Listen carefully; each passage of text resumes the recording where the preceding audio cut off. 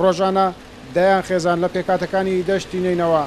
ماڵ ئاوایی لە ژیانی 3 ساڵەی کەمپەکان دەکەن و دەگەڕێنەوە سەر ماڵەکانیان بەڵام لە ناوچەکانیان جگە لە پاکردنەوەی لە مینی چێنرا و هیچ خزمەت گوزاریەکی تریان پێ نەگەیشتووە ئەوان دەڵێن بەهۆی نەبوونی کار لە دەشتی نینەوە ئەو خێزانەی دەگەڕێنەوە بۆ سەر ماڵەکانیان ڕاستەوە خۆ دەستنە ڕێزەکانی حەشدی شعبی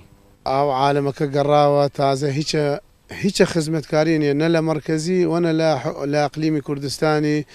و عالم زۆرتری عالمی منداڵی هەیە دەبێت حەشدی شعبی و لەبەر معیشەتی خۆی بکەوە ئێمە هاتنە زۆر تقریبا 100 مالی لەناو ئەو گوندی تازە هەموو تەیارە لێداوە داعش تەقەی لێ کردەوە هەموو خراپ بووە خلق يعني دبيت حي شعبي هرشي بي يعني ما يستاهيشني حاليا كهربانية وآونية وزاني وزعك تشونا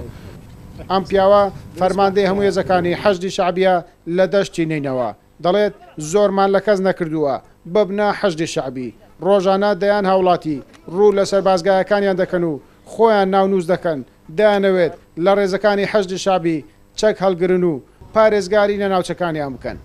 التطوع هنا تطوع مفتوح بشكل طوعي دەرگامان کراوەیە بۆ ئەو کەسانەی دەیانەوێت خۆیان ناونووس بکەن لە ڕیزەکانی حەشدی شعبی ڕۆژانە دەیان هاوڵاتی بە ئارەزوی خۆیان ڕوو لە سەر بازگاکانمان دەکەن و ناوەکانی خۆیان تۆمار دەکەن ئێمە مەبەستمان ئەوەیە کە دەمانەوێت ژمارەی چەکدارەکانمان زیاتر بکەین بۆ ئەوەی باشتر ئەمنیەتی ئەو ناوچانە و سەر و ماڵی هاوڵاتیان بپارێزین.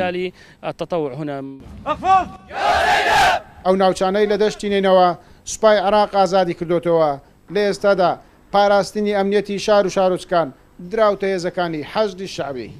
ئەو خێزانانەی گەڕاونەتەوە سەر ماڵەکانیان لە دەشتی نینەوە کەم خێزان هەیە یەک یان دوو لە ئەندامانی خێزانەکانیان نەچوو بێتە ڕێزەکانی حەشدی شعبی ئەوان دەڵێن بەهۆی نەبوونی کار و بۆ بژێوی ژیانیان بۆنەتە حەشدی شعبی.